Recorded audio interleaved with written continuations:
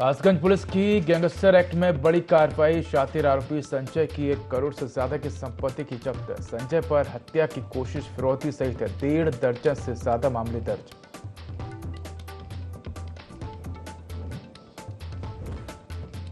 मैनपुरी में अंतर्राज्यीय ईरानी गैंग का पर्दाफाश। पुलिस गिरफ्त में गिरोह के 3 सदस्य। पुलिस और प्रेस के फर्जी आईडी कार्ड सहित लूट का माल बरामद।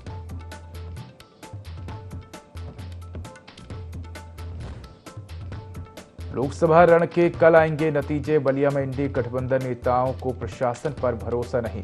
ईवीएम की कर रहे निगरानी, जताई छेड़छाड़ की आशंका।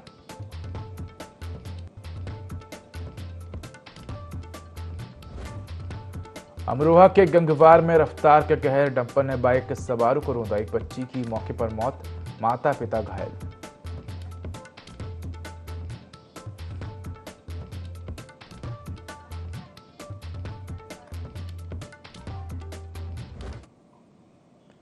नमस्कार, मैं हूं उदय। यूपी लाइव में आपका स्वागत है। बुलेटिन की शुरुआत करेंगे तमाम बड़ी खबरों के साथ। कासगंज की सहाबर पुलिस ने प्रतापपुर गांव में शातिर अपराधी संजय के विरुद्ध गैंगस्टर एक्ट के तहत कार्रवाई की है। पुलिस ने आरोपी संजय की 1 करोड़ 17 लाख से अधिक की संपत्ति जब्त की है।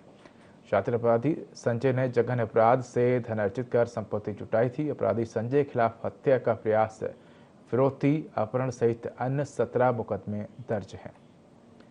तो खबर कासगंज से है, जहां कासगंज की सहाबर पुलिस ने प्रतापपुर गांव में शातिर अपराधी संजय के विरुद्ध गैंगस्टर एक्ट के तहत कार्रवाई की है। पुलिस ने आरोपी संजय की 1 करोड़ 17 लाख रुपए से अधिक की संपत्ति जब्त की है।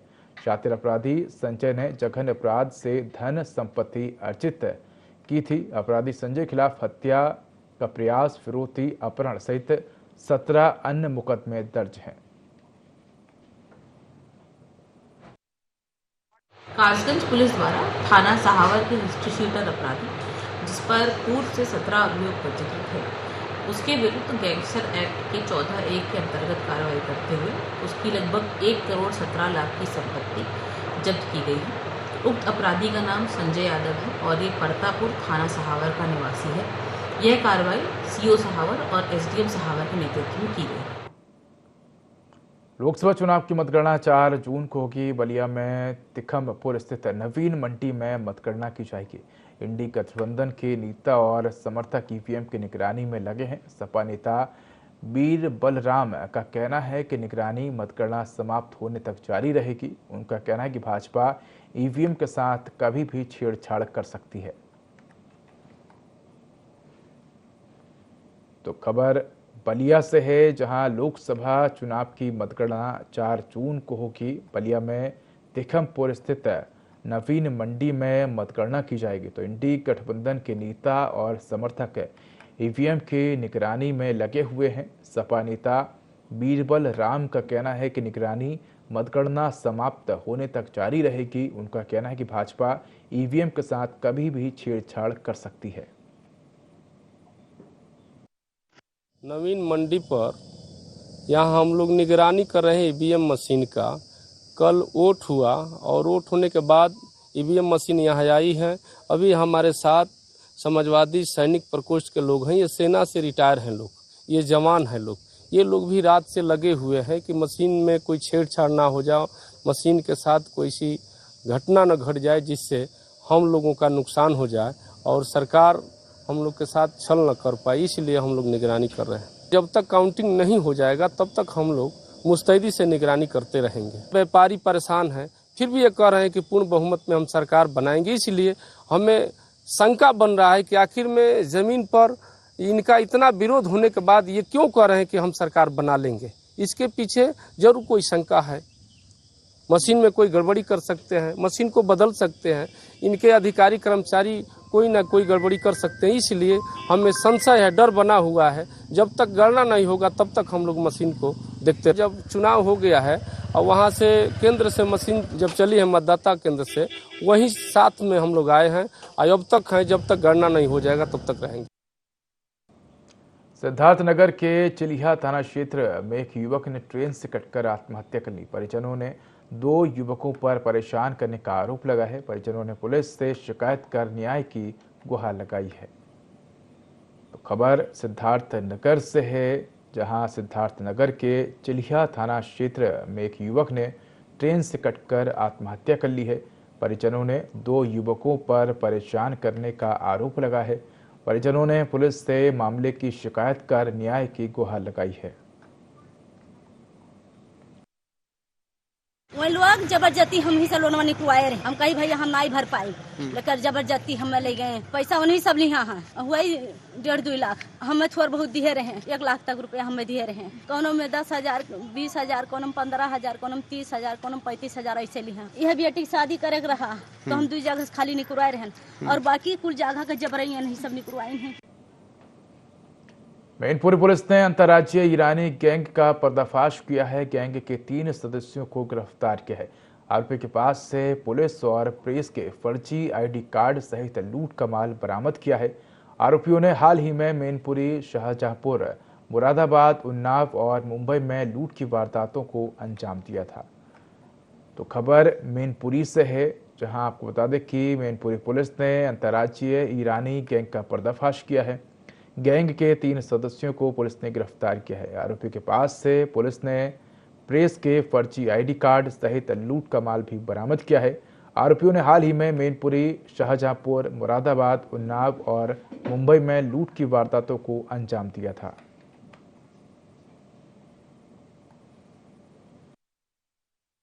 शहर मैनपुरी से एक रिटायर्ड शिक्षक, उनके साथ एक टप्पेबाजी की घटना हुई थी, जिसमें मुकदमा पंजीकृत हुआ था थाना कोतवाली थे और इसमें शॉर्ट सर्विलांस और कोतवाली की टीम गठित की गई थी, जिससे संबंधित 3 अभियुक्तों को आज इसमें गिरफ्तार किया गया है। इसमें एक मोहम्मद सैयद है और एक मोहम्मद अली है, जो दोनों भोपाल के रहने वाले हैं, और एक हैदर जब्बार जाफरी है, ये महाराष्ट्र का रहने वाला है। ये मूलतः ईरानी गैंग है और जो इनकी मोडस ऑपरेंडी है वो ये कहीं पर जा करके और जैसे चलते हुए लोगों को टारगेट करते हैं और देखते हैं कि इसने कुछ सोना चांदी पहना हुआ है, कोई ज्वेलरी है, तो उसको रोकते हैं कोई सीबीआई का अधिकारी बन के और कुछ उनको गुमराह करते हैं कि आगे चेकिंग हो रही है और आप अपना जो ज्वेलरी रखे हो उसको अपनी जेब में रख लो, अपनी गाड़ी की डिग्गी में। महुआ में घर से 8 दिन पहले लापता हुई किशोरी का सुनसान इलाके में कंकाल मिलने से हड़कंप मच गया। परिजन ने किशोरी की हत्या कर शव को फेंके जाने का आरोप लगाया है। बता दें कि बमरारा गांव निवासी जयकरण पाल की 17 वर्षीय पुत्री अंकुरी 24 मई से घर से लापता थी, जिसे आखिरी बार कमलखेड़ा गांव निवासी आकाश पाल के साथ देखा गया था। मामला चरखारी कोतवाली क्षेत्र का है। वहीं इस पूरे मामले में सीओ चरखारी रविकांत गौड़ का कहना है कि सुनसान इलाके में मिले कंकाल की शिनाख्त गुमशुदा किशोरी अंकुरी के रूप में हुई है और शव को पोस्टमार्टम के लिए भेज दिया गया है। रिपोर्ट आने के बाद जो भी तथ्य सामने आएंगे उसके आधार पर कार्रवाई की जाएगी।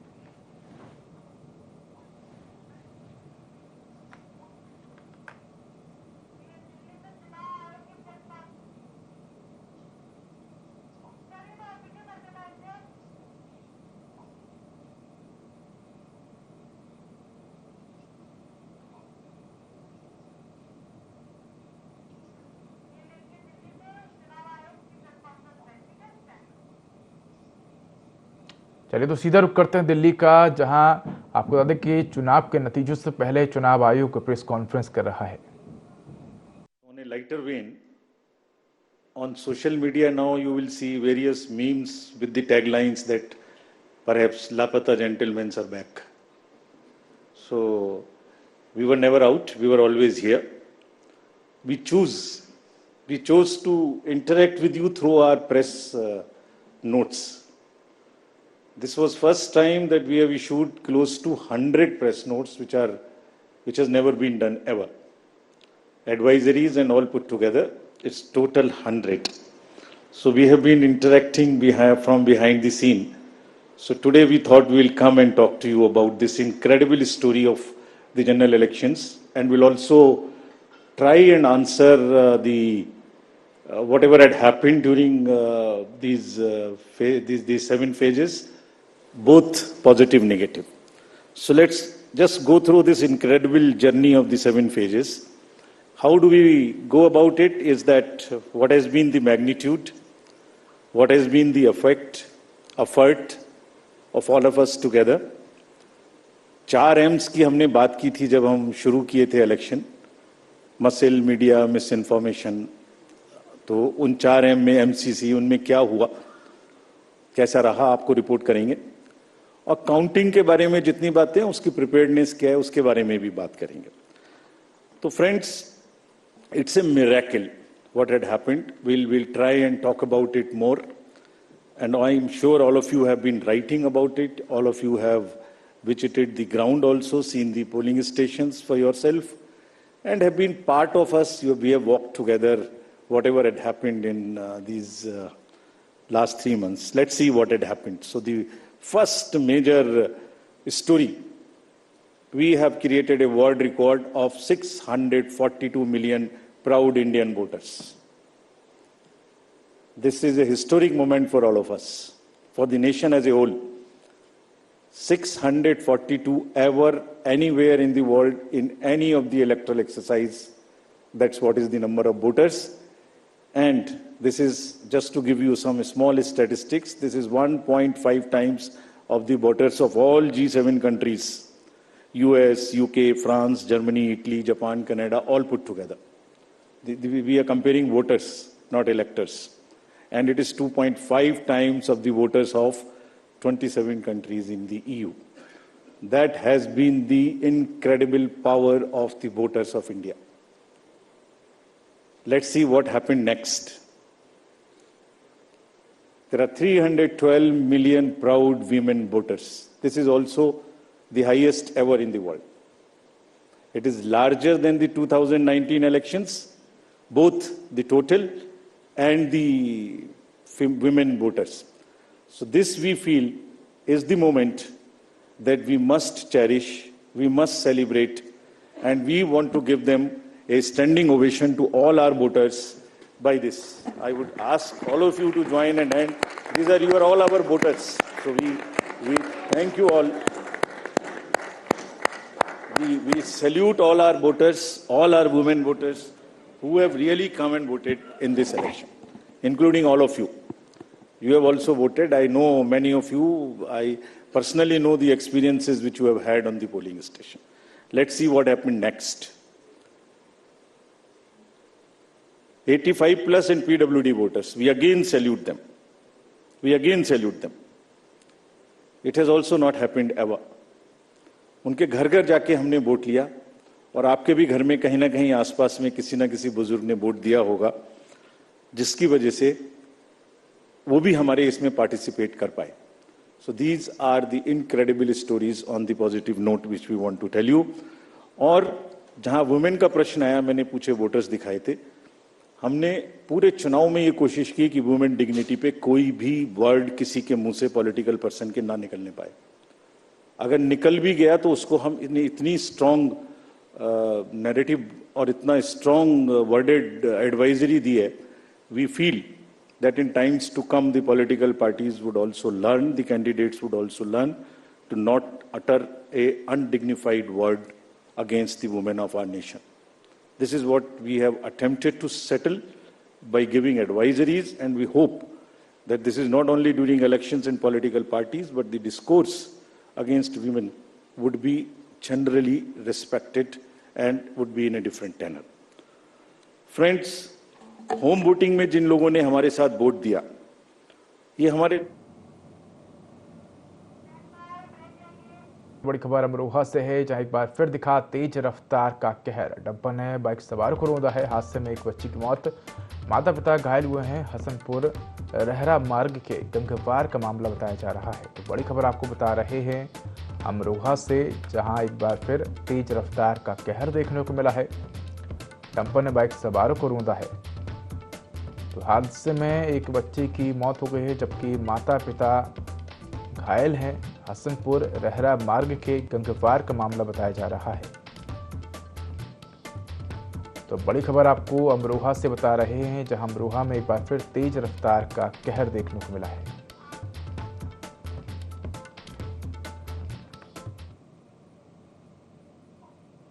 पीलीभीत के पूरनपुर कोतवाली क्षेत्र में युवक पर पेट्रोल डालकर आग लगाने का मामला सामने है. घायल युवक को अस्पताल में भर्ती कराया गया है. ये पूरा मामला हरसिंहपुर गांव का बताया जा रहा है, जहां युवक से गांव के ही युवक ने 7 लाख रुपए लिए थे। युवक अपने भाई के साथ उससे पैसे वापस मांगने गया था। इस दौरान आरोपी ने साथियों के साथ मिलकर दोनों भाइयों की पिटाई कर दी। इसके बाद आरोपियों ने युवक पर पेट्रोल डालकर आग लगा दी। फिलहाल पुलिस मामले की जांच कर रही है।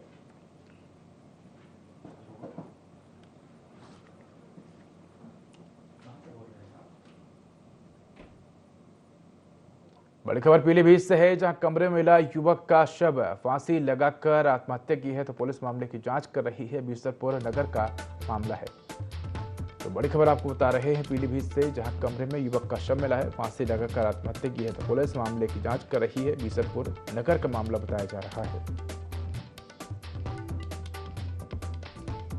तो बड़ी खबर पीलीभीत से बता रहे हैं, जहां कमरे में युवक का शव मिला है, फांसी लगाकर आत्महत्या की है। तो पुलिस अब इस पूरे ही मामले की जांच में जुटी है। बीसलपुर नगर का मामला बताया जा रहा है। तो बड़ी खबर आपको बता रहे हैं पीलीभीत से, जहां आपको बता दें कि कमरे में युवक का शव मिला है।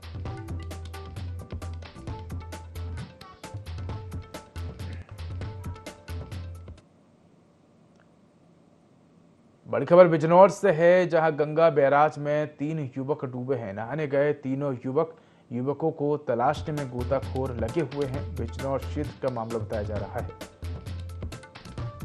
तो बड़ी खबर आपको बिजनौर से बता रहे हैं, जहां गंगा बैराज में 3 युवक डूबे हैं। तीनों युवक नहाने गए थे। युवकों को तलाशने में गोताखोर जुटे हुए हैं। बिजनौर क्षेत्र का मामला बताया जा रहा है।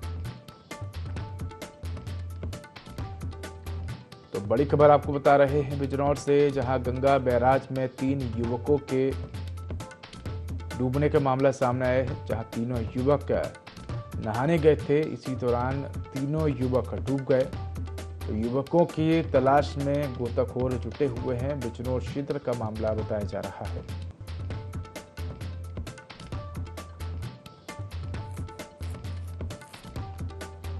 तो गंगा बैराज में 3 युवक डूबे हैं।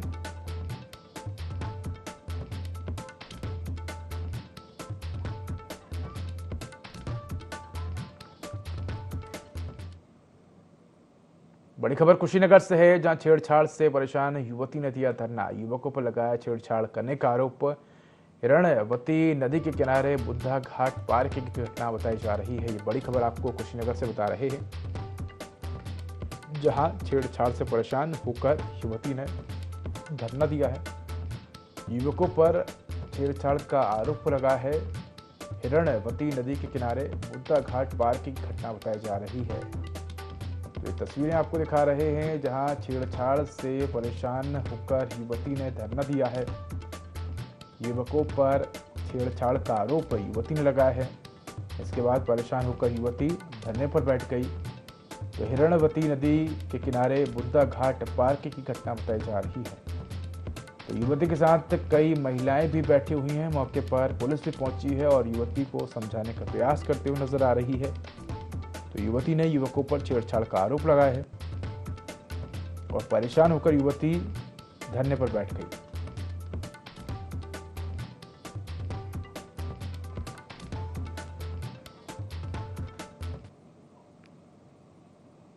तो बड़ी खबर आपको बता रहे हैं, जहां 2 मकानों में भीषण आग लगी है। लाखों का सामान जलकर खाक हुआ है। तो मौके पर दमकल की टीम नहीं पहुंची है। ये बड़ी खबर रायबरेली से बता रहे हैं आपको, जहां 2 मकानों में भीषण आग लग गई। आग लगने से लाखों का सामान जलकर खाक हो गया है। तो मौके पर दमकल की गाड़ियां नहीं पहुंची हैं। ग्रामीणों की मदद से आग पर काबू पाया है। बछरावा थाना क्षेत्र के सब्जी गांव का मामला है। तो बड़ी खबर आपको रायबरेली से बता रहे हैं, जहां 2 मकानों में भीषण आग लग गई।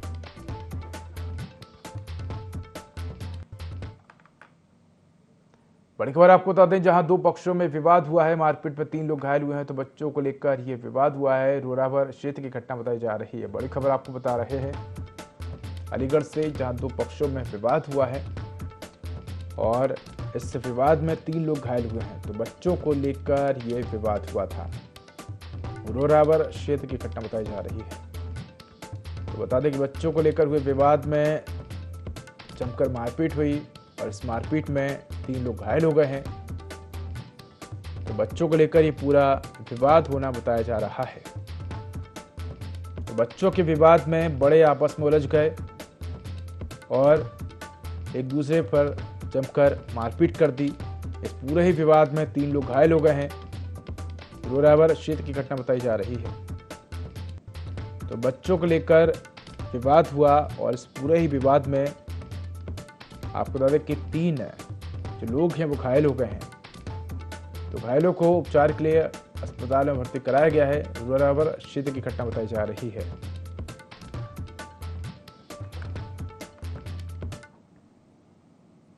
बहराइच मेडिकल कॉलेज के टीबी क्लिनिक परिसर में एक महिला डॉक्टर की कार की चपेट में आने से घायल हो गई। कार चालक डॉक्टर फरार हो गई।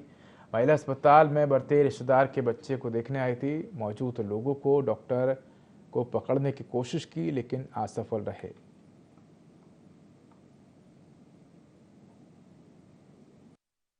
डॉक्टर साहब बता रहे हैं बर्बाद, ठीक है बर्बाद तो गंभीर है। मेरी बुआ है, बच्चा तो पहले से पढ़ते हैं, तीन दिन पहले से। ये तो बुआ का आज हुआ है एक्सीडेंट ना। तो डॉक्टर की कार से महिला घायल हो गई। इसके बाद जो महिला है डॉक्टर वो मौके से फरार हो गई। हालांकि लोगों ने फरार डॉक्टर महिला को पकड़ने की कोशिश भी की लेकिन तब तक जो डॉक्टर है वो टक्कर मारकर फरार हो गई। झांसी के नैनागढ़ में दिल दहला देने वाली वारदात सामने आई है, जहां युवक ने पत्नी और मासूम बच्चे की हत्या करने के बाद फांसी लगाकर खुदकुशी कर ली। बताया जाता है कि युवक एक कार्यक्रम में ससुराल आया था, जहां पत्नी से उसका झगड़ा हुआ था, जिसके बाद उसने वारदात को अंजाम दिया। फिलहाल पुलिस ने मामले की जांच शुरू कर दी है।